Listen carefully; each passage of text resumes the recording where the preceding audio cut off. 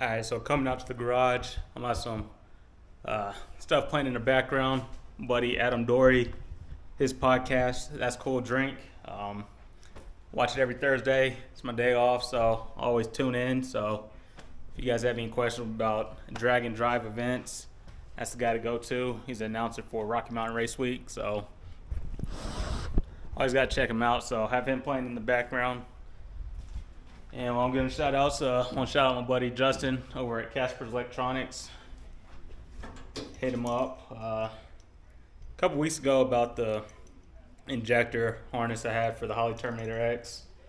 I knew that the one I ordered wasn't going to work for the injectors I was going to get, so hit him up, and he's either going to put adapters on, so that will convert the Multec to the EV1, or just cut the Multec connectors off. That's what we ended up doing. So ran up to his shop up in Loveland, and he's able to take the old connectors off and put the EV1 connectors on there. Made it look like a piece of cake. Did it in like 10 minutes. But anyway, it's coming out, give an update. I've been getting a bunch of parts in. Well, not a bunch, but been getting quite a few parts in for the Monte. I'm going to be trying to get that all buttoned up here shortly. So let me turn you guys around and show you what I have. Yeah, come on, camera. So start with it. Did get a new starter and alternator. I had the old ones, they both tested bad, so went ahead and got new ones. As far as the alternator goes, I had to take the old one up there because there are two different sizes, and I needed the shorter one to clear the hood. There's a taller one. I think I have it sitting on the step or on the 6.0 back there. And with the taller one, it was hitting the hood, so did have to go and get new starter, new alternator, and then some other parts came in today. So the seat brackets that came in today, this is the passenger side. The driver's side, I might have to modify. I'll go over that in a second. Battery tray mount, or battery mount. So this one with the Walmart battery. Like I said, it's for the price, and all the cold crank amps and all that stuff is similar to the other one. So just went with that one, saved a few bucks. The oils for the Camaro, to get spark plugs for it, so just looked up online and to see what everybody else was doing for single turbo LS, and that's what everybody recommended with the BR7 EFs, NGKs. I think there's another one that there were two of them that people kept recommended, so I just went with that one. They're about $4. My neighbor's finally back, so yeah, they're about like $4 or $5 a piece, and then got some transmission fluid. It might not be enough, but just want to get some put in there. So what else do I need? I got the connectors put on, the neutral safety switch and the reverse lights, so I need to hook that up. Had to drill a little hole out there. I know it's not the prettiest, but drill the hole out so the wires run through there, and then get all that stuff put back on. The battery tray mount, I might need to make some brackets for it, because I thought this was a lot flatter than what it looks like. So it's not, so I might have to put a little standoff and then mount the battery tray on that. So it will be mounted in the trunk. And while I was up talking to my buddy Justin, we talked about the battery cable routing and what I had in mind. So I'll probably have a switch here, or put you guys down and cut you guys back on a little bit. How was the trip? Hi, it was good. Alright, so I forgot what I was saying, just had to catch up with the neighbor. But yeah, the battery tray will probably be set off a little bit just so it's flat here. Just drill some holes. Thought about mounting it on this side, but I think this side being a little flatter is going to work out a little bit better. I'll be sure to run the bolts inward instead of outward because the gas tank starts to go on the other side of here, so I don't want anything too close to that. So run the bolts in and get all that mounted up. And then with the seat mounts, I had to modify that side just because when I first got the car, I had to put the 2 inner seat mounts in on both sides, and I just pretty much squared them up to the bench seat, so there might have been a little bit of play in there. So I think the front right mount on this side doesn't line up with the bolt, so I might have to tweak that one a little bit. The other 3 line up just fine. Passenger side, everything lines up just fine. It's just that front right one I might have to tweak a little bit. But that's pretty much it as far as parts go. So be adding some fluid in there, try to get the seat mounts in, battery mocked up a little bit, and then I might have to figure out how I want to do the mounts for the intercooler. Once those mounts are on, I might get some extra metal and put some tabs on here so I could actually bolt this how it's supposed to be bolted onto the air box. See, one side has it, the other side is broke off. Same thing with a couple of the tabs up here. So let me get those cleaned up. What else? I'll be taking the driver's side header off. Like I said, I'm gonna drop some stuff off to my buddy in the morning. See if he could cut this a little bit and probably just angle it a little bit. If I could bring it out just slightly to get it away from the thermostat housing, I'll do that. But I'm already going to drop the brackets for the headlights off to them tomorrow to get powder coated. So I'll drop that off. I'll drop the intercooler piping off and the header. I'll drop all those off to him, see what he could do, and we'll go from there. But let me put the camera down. Let me cut That's Cold Drink back on, and cut you guys back on when I decide what I want to do with the mount and show you how tall the seats are with the mounts. These mounts are a lot lower than the factory mounts, so you see the height difference on it.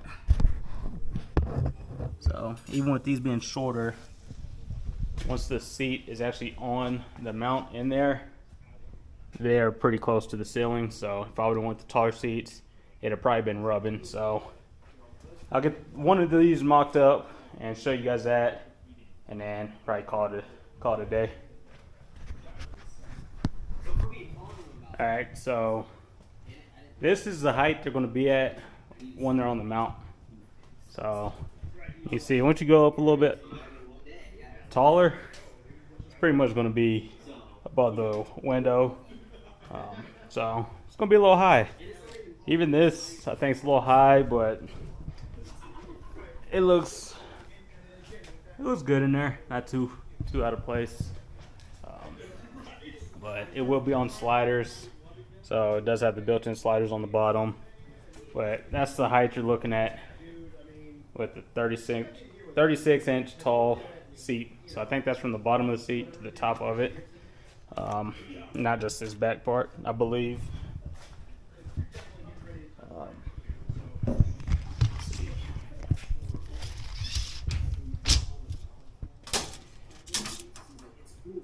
Yeah, so from the bottom of the seat to about the top of it, right around 36 inches.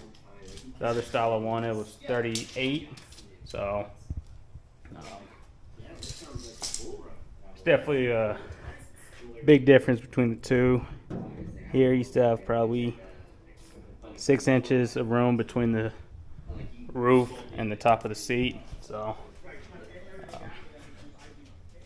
yeah, let me show you the problem on this side.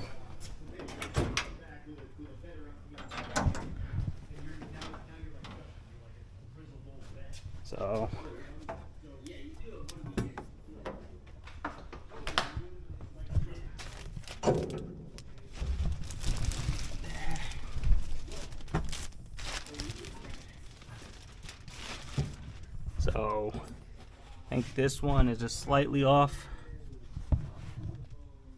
See, I could cut it and or try to twist a little bit. All three of these mounts are on the bolts. Just this one, like I said, I had to put the inner seat mounts in, so this one might have been slightly off from the factory location, but it's not much. If I wanted to, which probably not the right way to do it, I'd probably just cut this tab enough to clear the bolt, and then if I put another, or put the nut on, it would still hold down this bracket, but that's not the right way to do it. I'll probably try to cut that bracket, twist it, then throw some tacks back on it, so all four of them will be bolted down. So that's probably what I'll do. It's gonna look good. Plenty of room between the seats for the shifter and everything, so let me get back to it. I'll probably bolt the passenger side in and everything, since that one's ready to go. Get the seat bolted to the mount, and we'll go from there. These are just from eBay, so I think they're about, after shipping everything, about $170, but I think just the brackets themselves were $135. So shipping was about a little bit more than that, plus tax. So I was looking at other places, and other places want $100 just for one of the mounts. This one came as a pair, so lucked out on that. I was looking at other ideas, trying to do some stuff like what I did with the Elco, which that one definitely needs to be redone. Just for some safety reason, you know, safety third. But yeah, let me get some stuff put back together, and I might catch you guys back on a little bit later. Throw those on, get some fluid in there. The battery mount or bracket, whatever you want to call it. So that's going to sit somewhere in there.